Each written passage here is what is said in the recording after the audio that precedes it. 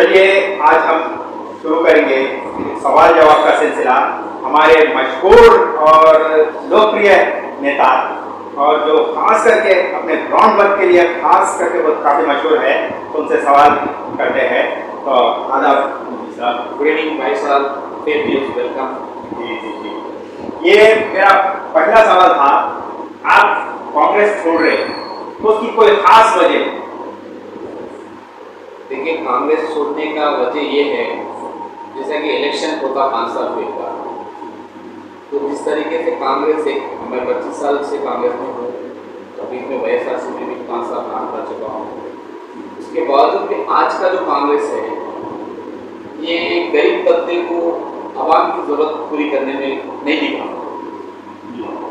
उसका वजह क्या बोले तो जिस तरीके से KCR साहब की जो हुकूमत आई, वो हुकूमत एक ईमानदारी से एक अच्छे गरीब तबके को जरूरतमंद ठहरी हुई पार्टी जो थी हुकूमत में थी, उस टाइम मैं भी फादर से कांग्रेस में था, और गरीब तबके को एक से एक स्कीमों के जरिए बहुत कुछ उनकी तरक्की दिए गए। उसमें ज़्यादातर वोट जैसे कि 25 साल के बीच में मेरा एक जनरेशन में देगा तो राजशेखर साहब जो थे एक गरीब तबके के लिए बहुत कुछ करें। आप राजशेखर रेड्डी साहब के साथ बहुत लंबे टाइम तक काम करे थे, इसके बारे में? जैसे कि राजशेखर साहब का जो टाइम पीरियड था 2004 to 2009 पहले में उतर गए, तो उस तरीके से मेरे को 2007 से 2013 तक कंस्ट्रक्शन वर्कर्स कंट्रोल बोर्ड का डायरेक्टर नॉमिनेटेड पोस्ट दिया गया। वो पोस्ट इसलिए दिया गया कि जो भी कंस्ट्रक्शन फील्ड के लोग हैं उसमें वरना worker has to be member बोल के मैं फिजिकली और एज ए कॉन्ट्रैक्टर रहने की वजह से तो जो लेबर के जो तकलीफ रहते उनकी इम्प्लीमेंटेशन के लिए वर्कर को उसमें मेंबर बनाया गया, उसकी एजुकेशन को क्वालिफिकेशन वरना तो worker has to be member. इसके अलावा भी आपको बहुत सारे स्टेट के वैसे पोस्ट भी मिले थे कांग्रेस के? हाँ, मेरे को पोस्ट तो दिया गया, लेकिन मैं ज़्यादातर तबके में ऐसा रहता था कि जो भी स्कीम्स आते थे मेरे जो कॉन्स्टिट्यूंसी है, मेरे जो ग्रेटर हैदराबाद के लेवल पे मेरे के जो करीब में गरीब लोग दिखते उनको फुलफिल करने में मेरा फुल टाइम लगाता था। मैं पोस्ट लेना जरूरी नहीं समझता था, आवाम की खिदमत करने को मैं अव्वल रहना चाहता था। यही सवाल मैं भी पूछना चाह रहा था आपसे। आप 25 साल इतना वर्क इतनी मेहनत करे कांग्रेस के पीछे, और मैं कई लीडर को देखा जो आपके सामने आए, और कई ऐसे लीडर भी हैं जिसको आप पॉलिटिकल में लाए, वो लोग टिकट लिए, कुछ पोस्ट लिए, कोई इलेक्शन लड़े, लेकिन आप कभी इसमें इंटरेस्ट नहीं बताया। उसकी खास वजह क्या है? देखिए, मेरे को जैसा मैं हमारे दानव नागेंद्र की सदारत में पॉलिटिकल में आया जी, जो उस टाइम के मेरे कॉन्स्टिट्यूंसी के आसिमनगर कॉन्स्टिट्यूंसी वो खुद कुछ आके पब्लिक के बारे में जानना, डेवलपमेंट के बारे में जानना, तो मैं वहाँ का मुखामी होने के खातिर उनसे बहुत बार उनसे बातचीत भी नहीं करा, लेकिन एक एक चीज़ देखते देखते मेरे की जिम्मेदारी बढ़ गई कि अपन जो सोसाइटी में रहते हैं उस सोसाइटी के लिए अपन को बहुत कुछ करना है। सिर्फ अपना घर की तरक्की देखना, अपने बच्चों की पढ़ाई की तरक्की देखने से ज़्यादा आवाम भी, जैसे कि हमारे बाइबल में रहता, कुरान में भी रहता, भगवद गीता में रहता, अड़ोस पड़ोस का जो साथ देंगे, उनकी तकलीफ में शामिल होंगे, वही सबसे बड़ी जिम्मेदारी है, वही सबसे बड़ी जिम्मेदारी है। जी, आप ये बात बोले, ये मैं भी बोलना चाह रहा हूँ। जो हमारे मोदी साहब जो हमारे सीनियर मोस्ट लीडर बोले, ये बहुत बड़ी बात है और बहुत बड़ी की बात है। ये एक सारे देश के लिए एक मैसेज है। जो बात करते हैं, मिसाल देते हैं, मजहब नहीं सिखाता आपस में बैर रखा, तो बात कर रहे हैं कि हर मजहब एक अच्छा ही सिखाता हुआ उस पर मैं अमल करा बल्कि साहब बोल रहे, बहुत बहुत बेहतरीन बात है सर। तो जूडी साहब, ये खास करके सवाल मैं आपसे पूछना चाह रहा हूँ, क्योंकि आजकल की राजनीति बिल्कुल बदल गई है। आजकल की तोड़ मड़ोड़ की, खरीद फरोख्त की राजनीति। आप तो सीनियर मोस्ट है, आप तजुर्बेकार है, आपको शायद मालूम होगा कि कई जगह पर ऐसा सुनने में आ रहा, कहीं MLA को खरीद दिया, कहीं कार्यकर्ता को खरीद दिया, कहीं इसको उतना ऑफर दे दिया, कहीं पोस्ट का ऑफर दे दिया। तो शायद आपके आसपास रहने वाले आपको पहचानते अच्छी तरीके से, वो लोग आप पे भरोसा करेंगे, लेकिन जनता का तो यह ख्याल रहेगा कि शायद आपको कोई पैसे का ऑफर दिया या पोस्ट का ऑफर दिया या कोई दूसरी चीज़ का ऑफर दिया वगैरह। तो ये लोग तो डाउट, तो जनता तो ये डाउट करेगी। इसके बारे में आपका क्या ख्याल है, क्या बोलेंगे आप? देखिए, अगर पोस्ट के लिए रहता तो मैं जिस सियासत दल के साथ आया दानव नागेंद्र TRS में 10 साल से है, TRS में वो 2 बार जीत चुके हैं। जैसे कि कांग्रेस से टिकट टीआरएस में गए, फिर 2018 उनके साथ क्या था, पोस्ट और डबल भी मिल जाता है। मैं कंस्ट्रक्शन वर्कर्स का डायरेक्टर था, चेयरमैन भी बन सकता हूँ, लेकिन मैं पोस्ट पूछना नहीं है। अगर दे रहे तो मेरे काबिल तो दिए, तो मैं उसमें दुनिया तरक्की करा के उसको मैं एक ऑनेस्टली उसको ले जाने की सेंस में बस है। और रही बात पैसे की बात, आज के डेट पे कांग्रेस अपने आप में हुकूमतदारी के लिए हर एक एमएलए करोड़ों रुपए खर्चा कर रहे हैं और करोड़ों रुपए पकड़े जा रहे हैं। तो कांग्रेस के भी पकड़े जा रहे हैं, टीआरएस के भी पकड़े जा रहे हैं, जनता के भी पकड़े गए, तो पॉलिटिकल पैसे बोल रहे जो 3 बार यहाँ से हार के 3 बार सत्ता उठा के आए, हर एक पार्टी में जाके ऐसा कांग्रेस मेरी फर्स्ट लव बोल रहा था, उन्होंने 30 करोड़ रुपये खर्चा करते बोल के ऐलान कर दिए। अब तक वो पब्लिक के लिए 70 करोड़ रुपए लगा के 18 करोड़ रुपए वो जो है बोल देता है। आज भी 30 करोड़ रुपए खर्चा करते बोल के खुद ही टीवी में 3-4 महीने से चल रहा, तो पैसा मैं उसके पास से ले सकता था। मेरे को हाथ पसारना नहीं है और पैसा बांटना भी मेरे को जरूरत नहीं है। पर दूसरी पार्टी देख के बोले तो मैं पैसों के खाते दूसरी पार्टी के लिए क्यों जाता? अगर ये आदमी भी पैसे बांट रहा तो फिर पैसों की लालची रहती तो मैं यहीं रह जाता था। वो अन्नाडी की मैं जीवोगिरी करता था, वो अन्नाडी की जीवोगिरी करा तो पैसे देगा, उसके सिवा कुछ नहीं रहता। तो मेरे को जब मालूम है कि अन्नाडी की जीवोगिरी करने से पैसे मिलते तो मैं यहीं आज जीवोगिरी करता था। मतलब आज मैं उनके खिलाफ एक बार तो उनके पब्लिक सेंस क्या है बताना चाहता, पब्लिक की तकलीफ क्या है बताना चाहता। मैं अपोजिट में रहती, मैं कांग्रेस में रहते हो कुछ कर नहीं सकते, जीतते हारते वो सबके है। मैं भी कल कंटेस्ट करूंगा तो भी मेरे को कितने वोट गिरते वो काउंटिंग के दिन ही मालूम होते। मैं आज इंडिपेंडेंट ठहर जाऊंगा, जीत जाऊंगा या नहीं, एक को हरा दूंगा, दूसरे को जिता दूंगा बोले तो ये सब मेरा अच्छा ही देख के मेरे घर वाले भी वोट डालते रहता तो 3 तारीख को प्रूफ होता। तुम पैसों की सियासत कर रहे, सामने वाला पैसे दिया बोले तो मुझसे ज्यादा देने बैठे ना। अगर वो बात सच है तो ये भी बात सच है। अगर आपको पैसों की लालच रहती थी तो दूसरी पार्टी में जाने की जरूरत नहीं, खुद कांग्रेस में ही कई चीजों का अन्नाडी की जीवोगिरी करते पैसे देता हूँ मैं। अन्नाडी की जीवोगिरी क्या नहीं कर सकता, मैं काबिल रखती हूँ तुमको, तो मैं जनता को काबिल बनाना चाहूँ, वोट डालना तो किस वजह से डालूं। मेरा एक आखिरी सवाल कर लेते हैं ये साहब, अभी आपने कहा कि अगर मैं इंडिपेंडेंट ठहरूंगा तो भी जो है मुझे वोट डाल कितने लोग डालेंगे नहीं बोल सकते, इसका मतलब क्या है? क्या आप इंडिपेंडेंट ठहरने का इरादा कर रहे हैं? देखिए पॉलिटिकल का जो रूल है, इलेक्शन का रूल, मैं आवाम में कुछ जाना बोले तो उसका सिस्टम है, उसका रूल्स है। तो ये वॉइस में एज ए इलेक्शन पीरियड में क्यों ले जा रहा हूँ? तो इलेक्शन की सबसे बड़ी वोट, एक सबसे बड़ा पब्लिक का हथियार है। उसको मजहब खतरे में है बोल के, सामने वाला अपने को कत्ल करता बोल के, इन्हें बचाता बोल के वो जहन में रख के वोट मांगता है। आप ये कहना चाह रहे हैं कि कांग्रेस बेशक जीतेगी लेकिन गरीबों की तरफ ध्यान नहीं देगी, गरीबों की तरफ जो ग्राउंड वर्क करना चाह रही है वो नहीं कर रही। कांग्रेस अब है जो कईयों को सीनियर रह के अपनी कांग्रेस की तरफ जो हक बनता गरीबों के लिए वो माहौल में नहीं थे, तो इससे आपका बहुत बड़ा नुकसान है। इसके बाद जो बाहर से भी जितने भी लोग आए कांग्रेस की बिल्डिंग को उनके कैश कर लेने का आइसो देखा नहीं, इससे तो आपका बहुत बड़ा नुकसान होगा ना साहब। पार्टी तो जीतेगी लेकिन आपके हाथ में जीती हुई पार्टी रहते हुए भी आप सिर्फ ये लोग गरीबों की तरफ ध्यान नहीं दे रहे, तो क्या अगर आप निकलेंगे तो इससे तो आपका बहुत बड़ा नुकसान है। देखिए मेरे को मेरा सेल्फ जरूरत नहीं है, मेरे को पोस्ट मिलना जरूरत नहीं है। मैं यहाँ से जहाँ पे कांग्रेस अपने आप में जीती तो वहाँ का मैं कंटेस्टेंट बन के जीत के मैं अपने सर को सेहरा नहीं लेना चाह रहा। मैं कांग्रेस जीती भी तो यहाँ से नापली से जो है सो एमएलए साहब जो कुछ नहीं कर सके, जो गरीब तबके को साथ नहीं दे सके, उस तरीके से अगर ये अपने कंटेस्ट करा सका कैंडिडेट भी वो काबिलियत नहीं है। ये लोग एक मजहबी लड़ाई लड़ लेंगे, पहले वाला चोर है आने वाला अच्छा है बोल के जो बोल लेना चाह रहे, इससे आवाम का भला नहीं होता। आवाम का भला होने के लिए मैं कुछ सोचा और मुझे एमएलए बना कुछ करने का काम नहीं देता हूँ। एज ए सोशल वर्कर मैं बहुत कुछ कर सकता हूँ, मैं बहुत कुछ आवाम को दिया हूँ। जैसे कि जितने भी स्कीम्स आते थे उस जमाने में बाशिंगरी साहब की सरकार के कहते हैं, हुकूमत थी भी, हुकूमत जाने के बाद में भी, लेकिन आज क्या हो रहा बोले तो ऑनलाइन के जरिए जो गुमराह करके एप्लीकेशन ले लेंगे, पब्लिक को इतनी तकलीफ दे रहे हजारों से लाखों में एप्लीकेशन ले ले रहे हैं और उनका दुनिया का वक्त ज़ाया कर रहे हैं। उसके पीछे गैर जरूरी इनकम सर्टिफिकेट लाओ, ये साल का इतना कैश सर्टिफिकेट लाओ, राशन कार्ड लाओ, वो लाओ, ये लाओ, बोल के हजारों रुपए जो खर्चा कर रहे हैं, उसके बाद चंद लोगों को देके उन लोगों से मजाक कर रहे हैं। ये आप जो बात बोले मुझे साहब, ये बहुत अहम बात है।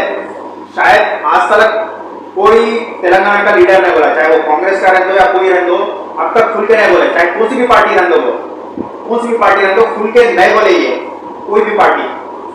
क्योंकि दे सकते वो लोग घर की अगर बात करें तो 1000-2000 लाखों सबमिट कर ले रहे, लाखों लोन के लिए सबमिट कर ले रहे पेपर, लाखों घर के लिए कर ले रहे, लेकिन दे रहे खामोखा के वक्त जाया कर रहे। एक चीज भी नहीं, जैसा कि उनके एडवर्टाइजिंग के लिए उनके बड़े-बड़े टीवी प्रोग्रामों के लिए करोड़ों रुपए खर्चा करते हैं। जैसा कि एक स्कीम में बताना चाहता हूँ, जैसा कि बक्कम्मा पंडगा के लिए बोलते 350 आज के डेट में 340 करोड़ रुपए के कपड़े खरीदे गए।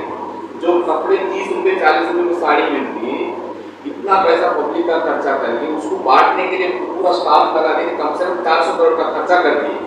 वो साड़ी उन्होंने इसलिए ले रहे कि साड़ी बोले तो लेना, लेकिन गरीब को इतना मजबूर कर दे रहे, वो साड़ी में बनते नहीं, वो बनने के काबिल भी नहीं रहते वो साड़ी, लेकिन इतना मजबूर है गरीब भी, कुछ भी दे रहे तो अपने लिए अच्छे चुका बोली जा रहे, लेकिन वो सिर्फ उनकी तारीफ करा लेते हैं।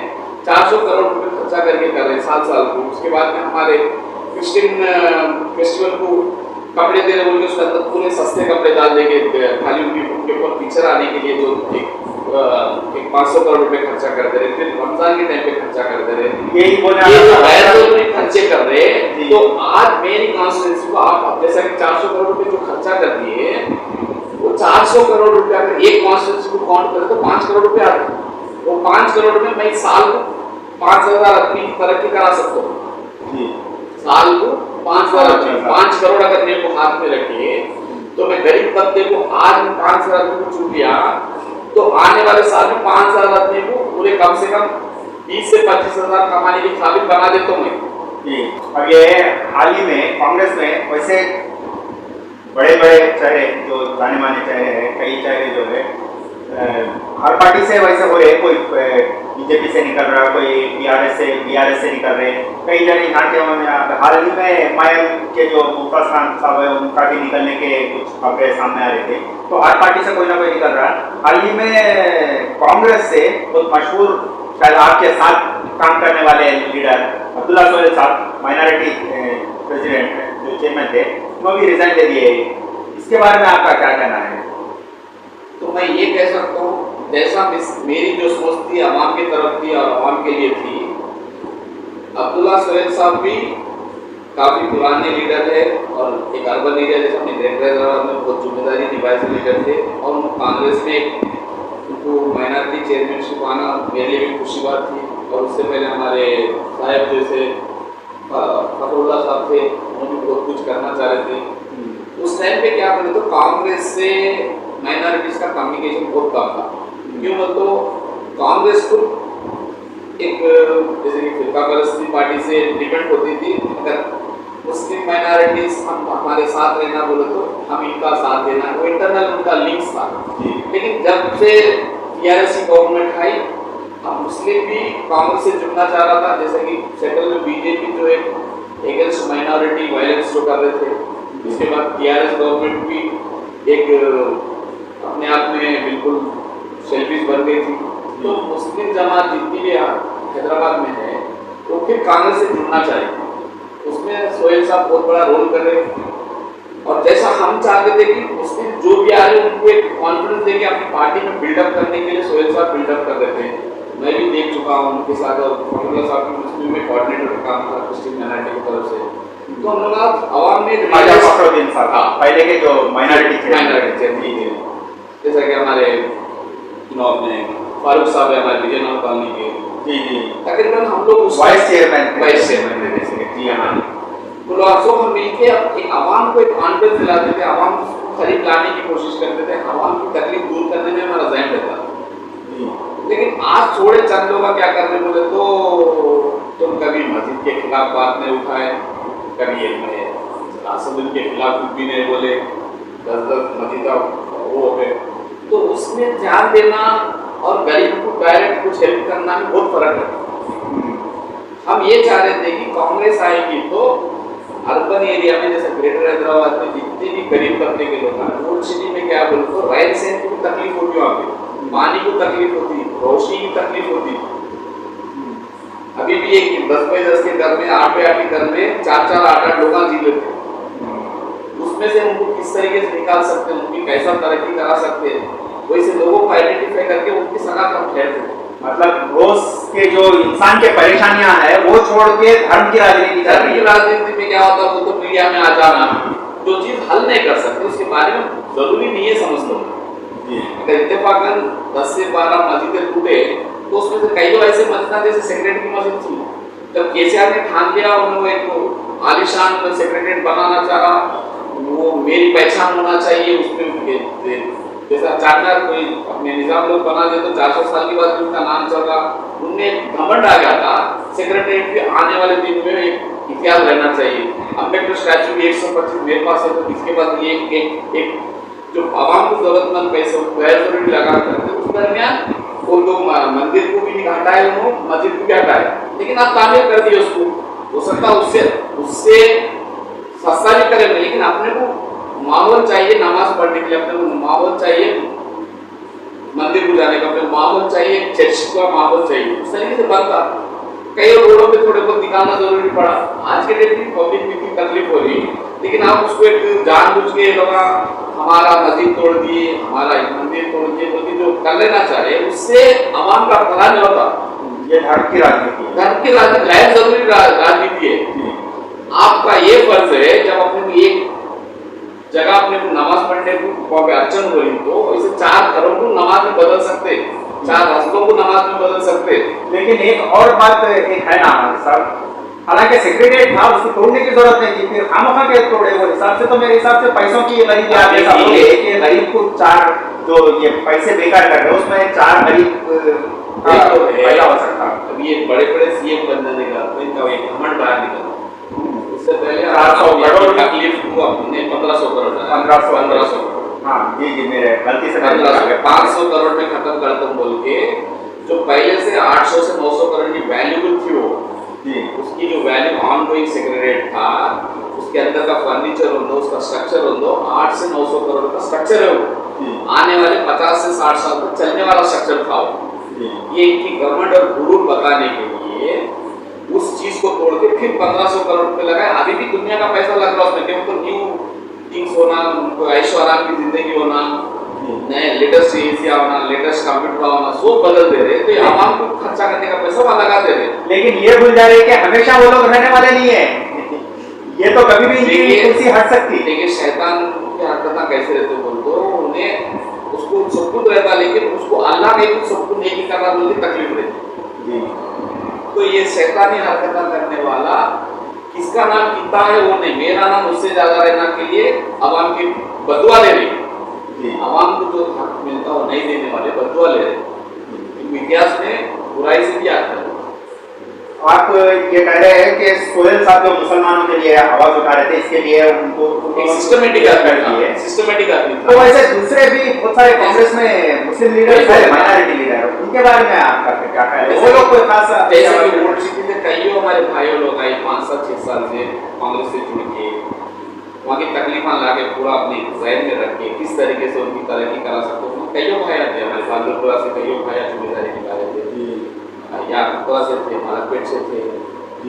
वो लोग भाई माइनॉरिटी ये चाह रहे थे कि जो एक फिरका परस्त की पार्टी जो अब सेंट्रल में बैठी हुई है, कांग्रेस जाने के बाद फिरका परस्त जो शुरू हो गए, तो उसके तो क्या मुस्लिम फेसेस अभी भी बहुत सारे कांग्रेस में है, लेकिन कोई आवाज कुछ खास वैसा नहीं बोले सारे के खिलाफ। देखिए नेशनल पार्टी है, तादाद के साथ तो उस पर बोल रहे थे जाने वाले वोट, लेकिन जाने वाले जा रहे तो उसका रियलाइज होना, आने वाले आ रहे कुछ काम नहीं कराते आप, उनकी डेवलपमेंट नहीं देते, लेकिन वो लोग कहीं ना कहीं उनके मुकाम हासिल करने के लिए चल जाते, जैसे कि पार्टी के पोस्टर होना बोल के आ जाती है, तो जो जिसको उसकी पसंद आवाम की खिदमत भी करेंगे तो पोस्ट लेना बोल के आते, लेकिन बगैर पोस्ट के भी बहुत कुछ कर सकते बोलने वाले में मेरे को हमारे सोहेल साहब दिखे, और उसके बाद में हमारे फारूक भाई दिखे, इससे पहले सबने फखरुद्दीन साहब के साथ काम करा, वो हम उसको क्राइटेरिया देते थे, वक्त के हिसाब से कोई भी जरूरतमंद का कोई भी सब्जेक्ट निकाला तो उस पर इन्वॉल्व होते थे। आप बोलने पे मेरे को याद आया, कल ही मैं एक सकराटी का प्रोग्राम देख रहा था, तो वहाँ पे ये माइनॉरिटी के जो पहले के जो चेयरमैन थे ख्वाजा फखरुद्दीन, हालांकि वो रिटायर होकर 6 साल मतलब रिटायर नहीं, सॉरी पोस्ट से हट के 6 साल हो रहा, लेकिन आज भी उन्होंने एक्टिव है। सकराटी के कई प्रोग्राम में, मीटिंग में, प्रोग्राम पे स्टेज पे उनका एक जगह पे, तो आप बोले तो मेरे को वो भी याद आया। ये बात भी आप बोल रहे करेक्ट है, ये लोग जितने भी आप नाम बोले इंक्लूडिंग आप भी हैं, पोस्ट की इनको कोई जरूरत नहीं, कि इनके नजर में है सिर्फ जनता की सेवा करनी। डिग्री उनको आवाम की तकलीफ दूर हो सकती है सियासती माहौल में, हुकूमत के सिवा एडमिनिस्ट्रेशन की भी बहुत कुछ तरक्की करा सकते हैं, वो हम राष्ट्रीय के हिसाब से सीखे, और राष्ट्रीय के हिसाब से हम जो सीखे उसमें how to be a real politician मालूम। अच्छा, और एक आपसे आखिरी अहम सवाल पूछना चाह रहा हूँ मैं।